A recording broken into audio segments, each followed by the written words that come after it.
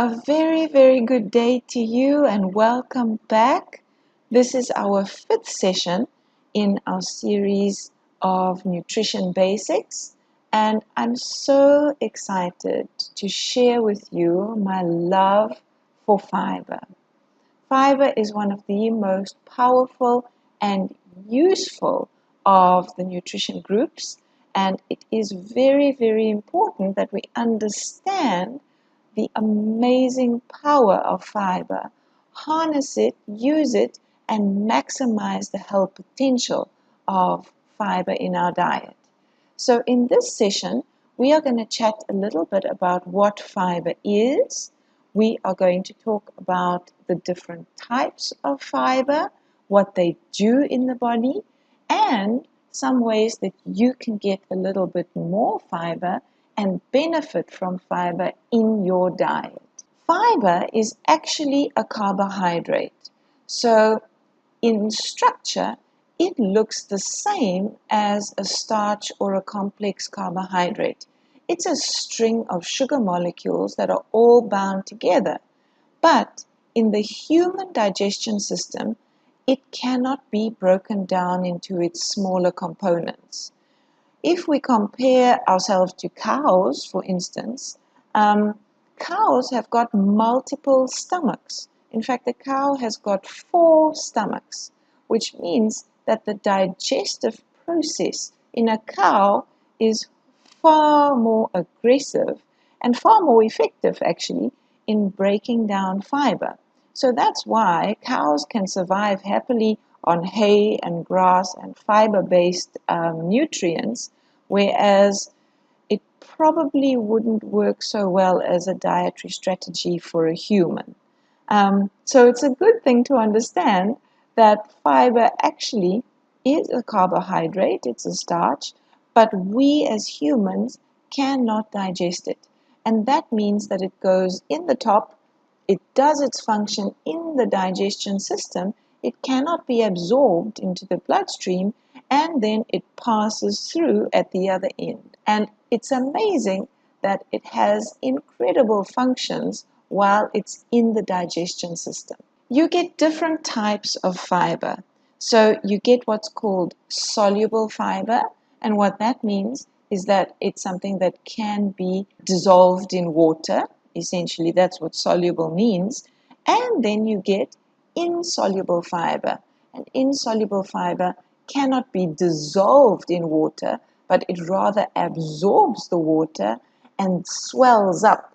And that's what really contributes to its power in keeping the bowels and the colon healthy. So if we look at the sources of soluble fiber, they come from oats, barley, legumes. By that I mean like your pulses and your lentils and those types of things. Your apples, your pears, your citrus fruits, and strawberries are also very high in soluble fiber. And the magic of soluble fiber is that it prevents the absorption of cholesterol. So it's highly beneficial for lowering bad cholesterol levels in the body. And through that, it also has a knock-on effect of being very healthy for the cardiovascular system, as well as having powerful anti-inflammatory properties. So we recommend that people try and boost the intake of soluble fiber, particularly if they have a family history or a personal history of high cholesterol or vascular problems, Soluble fiber also slows down the release of glucose into the bloodstream. So let's say, for example, you do have a high intake of carbohydrate at a meal.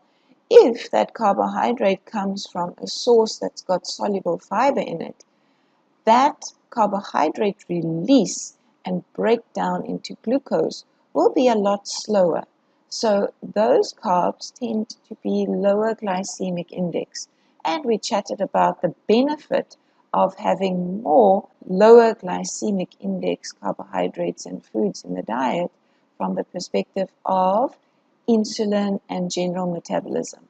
So I definitely would like you to focus on increasing your intake of foods that are high in soluble fiber. The other type of fiber, the insoluble fiber, is particularly wonderful for bowel health. And by that I mean it helps to keep you regular so that we avoid constipation, but it also has a tremendous effect on the microbiome. So these are the healthy bacteria that live in our gut, that help our absorption and digestion, but that also have a very powerful immune effect in the body. So we know that the microbiome contributes significantly to our ability to fight infections, to be resistant to infections, for healing, and for general health and wellness. And the ways that you can increase your insoluble fiber intake are by eating more fruits with edible seeds. So these are your guavas, your bananas, your kiwi fruits, any fruit that has a seed that you can happily eat. Also, peas, lentils, pulses, dried beans, your wild rice, your brown rice, oats again, maize products, and wheat bran products. So there we have our wheat flour, our pasta. As long as they're whole wheat, then we know that we can have more insoluble fiber, which is excellent for our gut. The daily recommendation for any healthy normal adult is to have at least 40 grams of fiber per day. And that will give you the benefit of cholesterol lowering as well as gut health, anti-inflammatory, and immune benefits.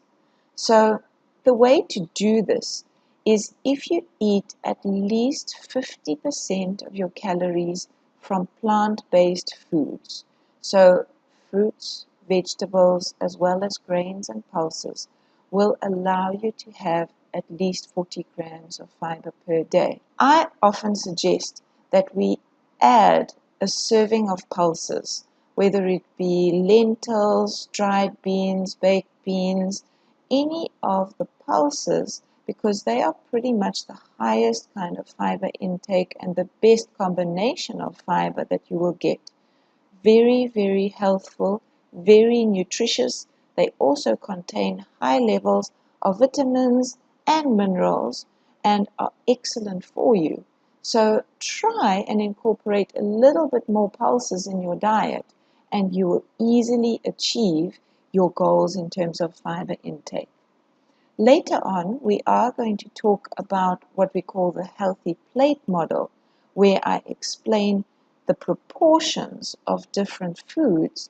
And when you follow that healthy plate model, you will also be ensured of getting enough of fiber in your diet. I really hope that this session was useful for you and that you've learned a little bit more about the power and the benefits and the sources of healthy fiber in the diet. I look forward to chatting again soon. Take care.